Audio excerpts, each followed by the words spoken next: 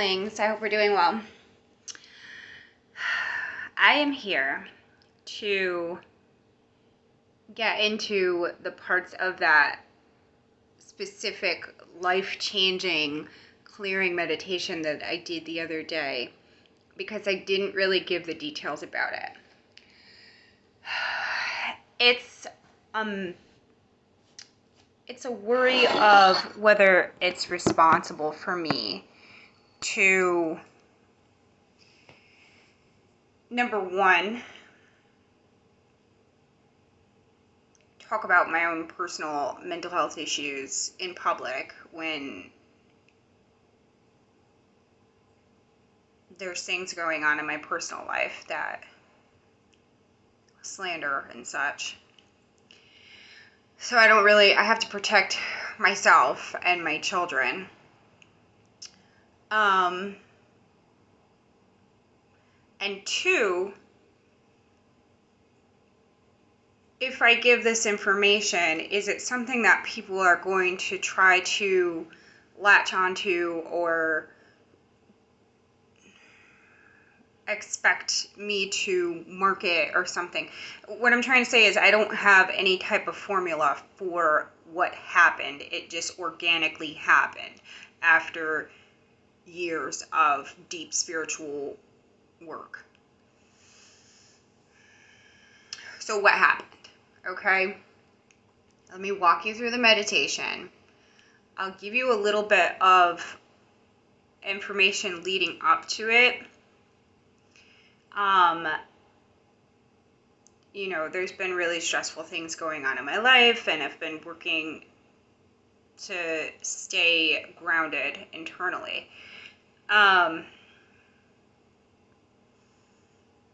So I started fasting overnight. I think this is part of it. I started fasting. It wasn't crazy fast. It was like after dinner I wouldn't eat, and then I wouldn't eat until maybe like noon or 1 or something the next day. And it was not like a regiment that I was on. There was times that I'd have a snack before bed, or I'd eat a little bit earlier. Normally when I do things, it's just kind of whatever I'm feeling in the moment, right? So that was about 2 months ago that I started that. Then a few weeks ago, maybe like 2-3 weeks ago, I started to notice my energy level was unusually high, and that I had less and less of an appetite, which is not normal for me. I like to eat.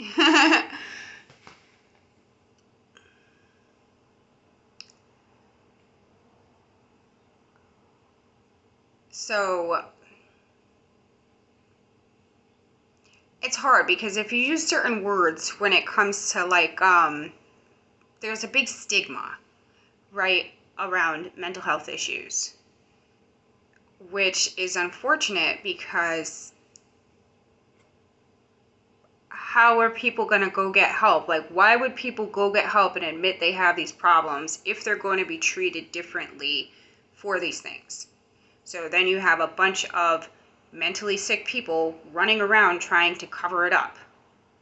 That doesn't help anyone.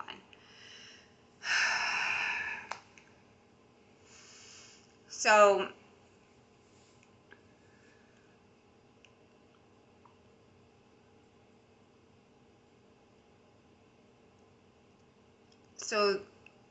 my energy was really high. I was feeling really weird. Starting to wonder if there's something wrong with me. And I laid down for just to kind of close my eyes and just get some peace for a couple minutes, and maybe meditate. I was like, maybe I'll meditate and see if I can, try to feel better, try to calm down. I was like almost hyper. It was weird, and I was feeling nauseous, but I hadn't eaten. So in this meditation, it just started showing up. My I could see pictures of the apartments that I lived in with my mom, and I could see the way that she was treating me, isolating me on purpose. Like I said, a long video, like a long time ago in a video, that she would kind of pit everyone against each other, number one, but like we were kind of on teams, right? It was like me and my dad versus my brother and my mom. Like an unspoken thing. It was stupid. So my dad was a truck driver. He would go out over the road. He wouldn't be around a lot. So that rivalry was still there, but my dad wasn't there to be on my team. It was just me. Not even to mention the fact that my mother also trained me to, I don't want to say disrespect my father, but like every time he even spoke, like it was like some funny joke. Like he was so dumb. And as an adult, I look back, I'm like, oh my God, he was smarter than anybody. Like he kept his mouth shut because he was smarter than to get involved in all that crazy.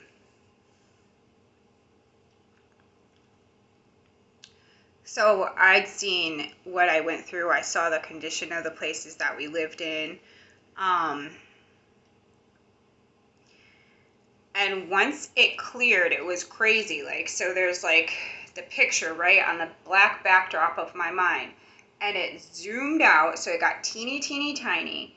And then it kind of just like floated up and away, like out of the frame of my mental picture. And I'm just watching this whole thing. Like it took me days to process this. And I'm still like, I'll get into that in a little bit. So the next picture that popped up was again on a black background. It was only like blue. The last vision was in different colors, mostly like browns and kind of muted colors. This one was black background with like an electric blue. Like the shapes were in electric blue. It was in a cave. I could see like the stalactites or stalagmites or whatever they are, the things that hang from the inside of the cave, the like cone things. And this gargoyle walks into the frame. Calm, just walks right in, looks at me, bows like a horse. Okay, like I don't know if you've ever seen a horse bow. They like put one arm down and they put their head down on their arm and they like curl up the other arm, like they bow with their whole body. And the gargoyle actually looked a lot like the dog that I had just talked about. That's what gargoyles usually look like, right? Like that, like snuffed in snout, and he had like a dog's body and bat wings. So he bowed, and I heard, "I honor you." And at the same time, because it's telepathic communication in spirit, I said, "I honor you." Like it was a mutual honor. And then there's a side note here, because I'm not going to give the name of what demon I think this is. It was a big one. And I had just said, you got to defeat your demons and you defeat the big boss. This was the big boss. An actual demon. I'm not saying that he bowed to me because I'm above him. It doesn't work that way. In the spirit world, everybody is equal. Everybody respects everybody else. He had a job to do. He was doing his job. He respects the job that I do. It's just crazy to me that an actual demon can sit there and say, "I honor you," but a human will disrespect you 9 times out of 10. So before I go on, I kind of got to say that like this whole thing of just blaming Satan or blaming principalities or blaming demons for all the bad in the world is not necessarily the case, because we all do have free will. You can be tempted into doing things, but these entities cannot force you to do anything. Ultimately, you are the one that makes that decision. So yeah, if you do something wrong, maybe there was some kind of demonic influence, but you are the one who decided to do it. Okay, so you can't blame Satan or scapegoat Satan for humanity doing dirty deeds. So then he flew up his wings. I watched him from his back. I saw his wings and he flew up. It was weird. Okay? And then the next vision I saw was actually really kind of a nice one. I mean, it was pretty sad. It was that cat, right? Me and that cat kind of like found each other, but I had seen him as a small cat crawling so low to stay under the blades of grass so that he couldn't be seen. It was sad. It was really sad. He was so scared. So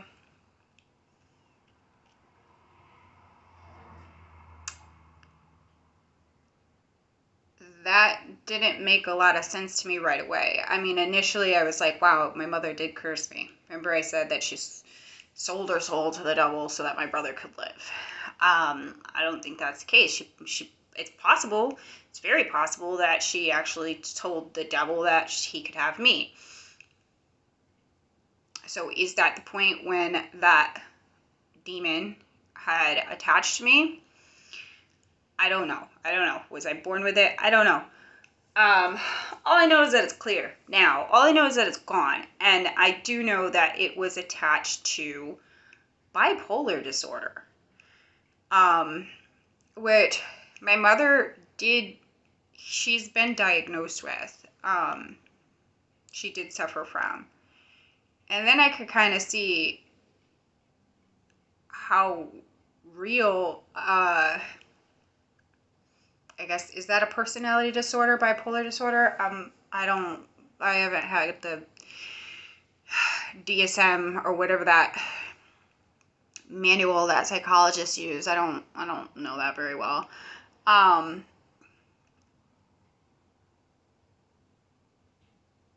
So it's really real. Sometimes I would kind of think like people just use those things as an excuse, right?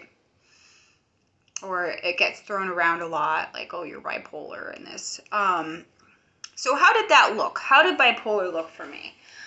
It was really reacting very intensely to certain situations. Whether those situations deserved a reaction or not is irrelevant. I think they did. Even after I said it's irrelevant, I still think they deserve the reaction.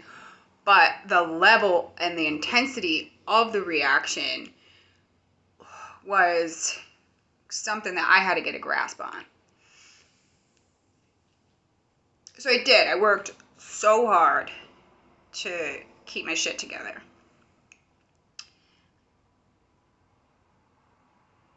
So that demon leaving, does that mean that this mental illness is cleared? I want to say it does.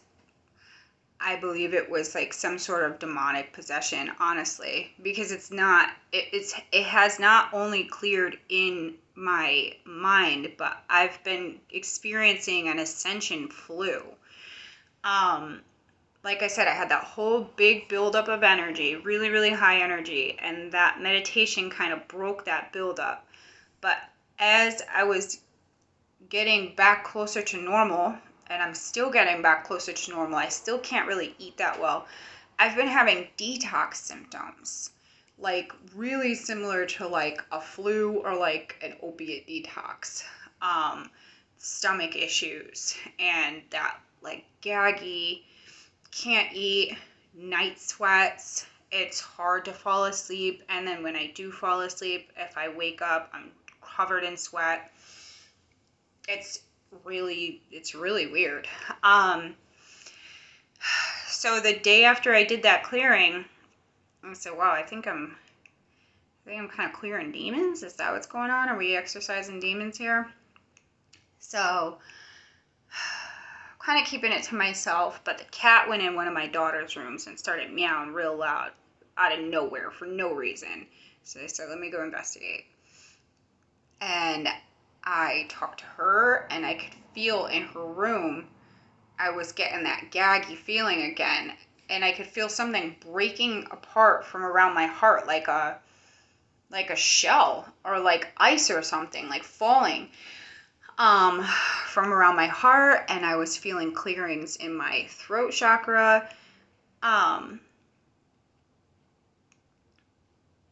then the same thing when I talked to my youngest daughter, I was getting that really gaggy feeling, and I could feel stuff moving around inside. I'm like, I think because I cleared that main one from me, that now they were ready to be cleared in my kids as well. I think it's possible that I had passed that down to them, as sad as that is to say.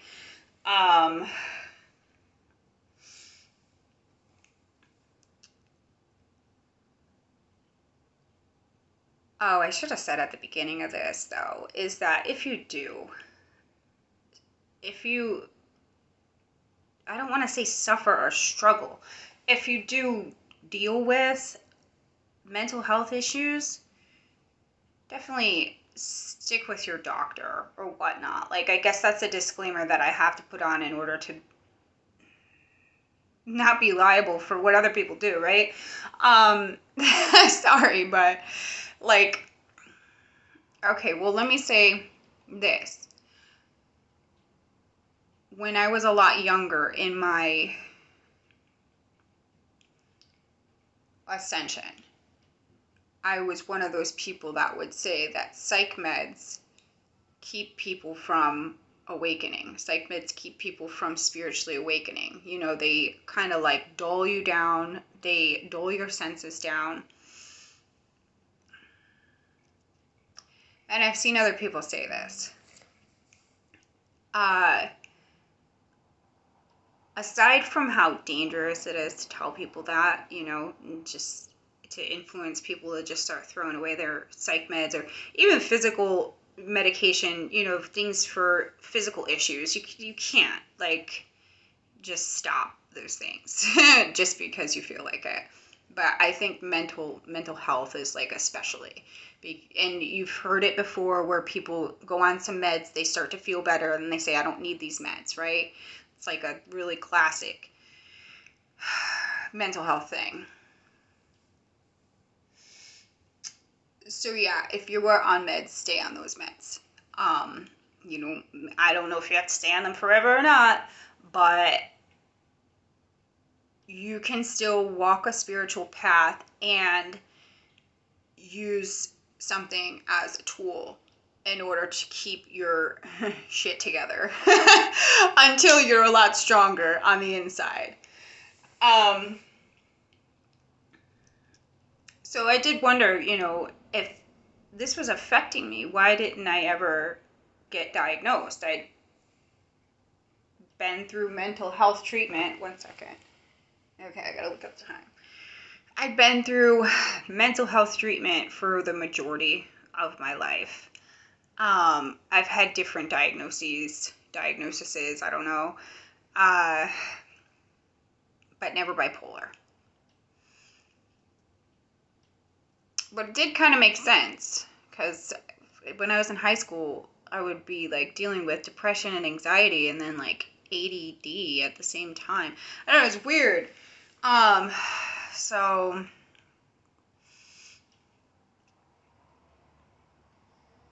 I guess now I got an answer to that. I know it's not the general idea, right, of mental health stuff. Like, generally, it's like if you're bipolar, then you're going to be bipolar forever.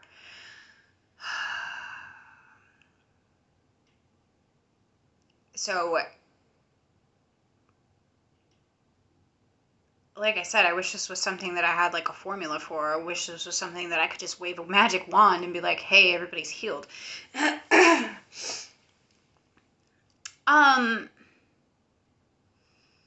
I have been meaning to say as well that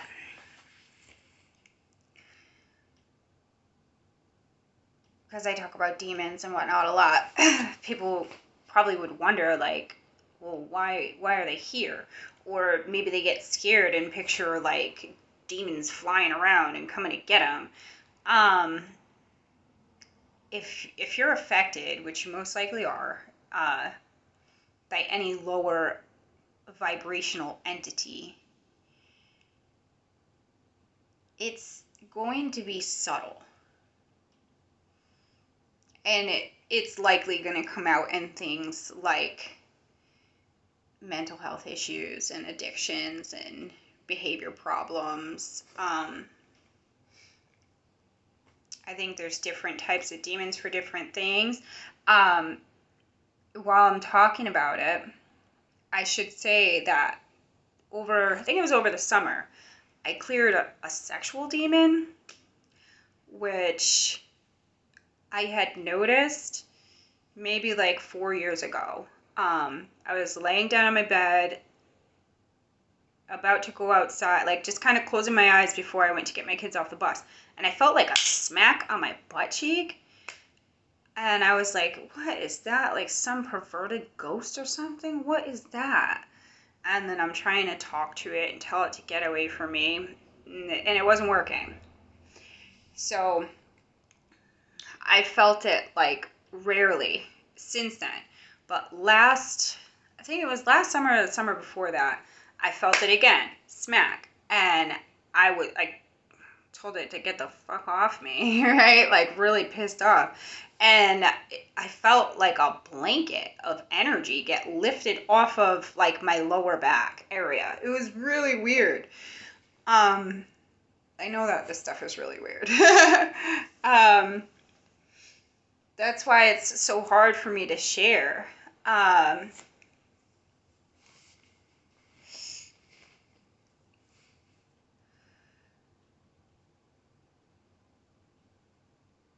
So yeah, why would demons be here? Why do you say that we are in the vibration of hell and that demons are here and all this? Like I've said before, this physical reality is kind of for us to work out our own demons. It's very all right, people say money is the root of all evil, right?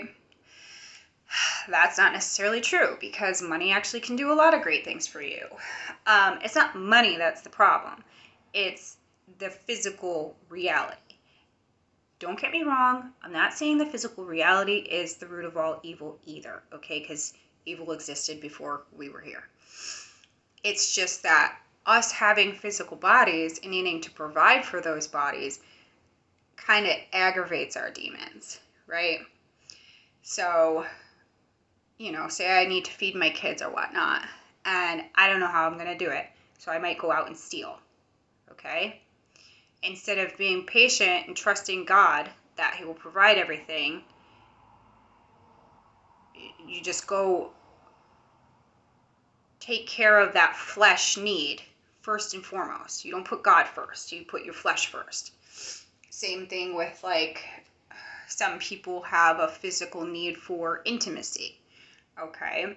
Which is not a bad need to have. Neither is your kids being hungry, okay? These are normal needs. It's not the problem that you have that need. It's the problem in what you do to provide for that need. So, say you have a need for intimacy and you go and play a bunch of people so that you can get that need met from all these different places, right? I want to say almost all, or maybe all, of these issues can be solved by turning to God and, slowing down and asking God what it is that you need to do. But most people don't do that. And here's where I believe the idea of Satanism comes into play. I know that's a very triggering word, Satanism, Satanists. When you hear that word, you picture black masses and animal sacrifices or child sacrifices or whatnot.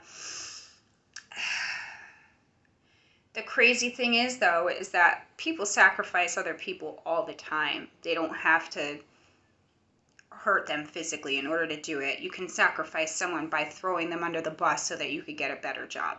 That's a version of human sacrifice. And that's satanic.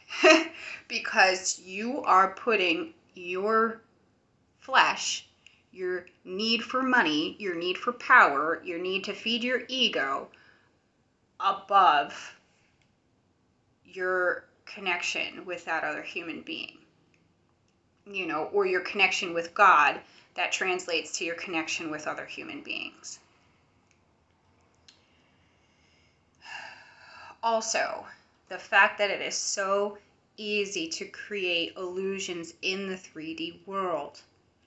I could go down the street, you don't know what I'm doing. I could go behind the wall, you don't know what I'm doing, okay? People bury things, literally and figuratively. People lie. It's so easy to cover up the truth in the physical reality.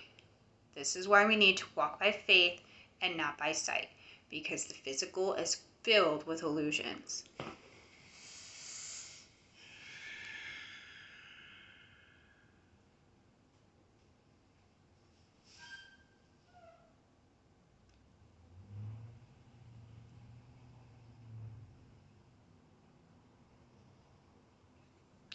I think that's it for now. I hope that helped clarify a little bit, explain some things. Thanks for being here. I love you. Bye.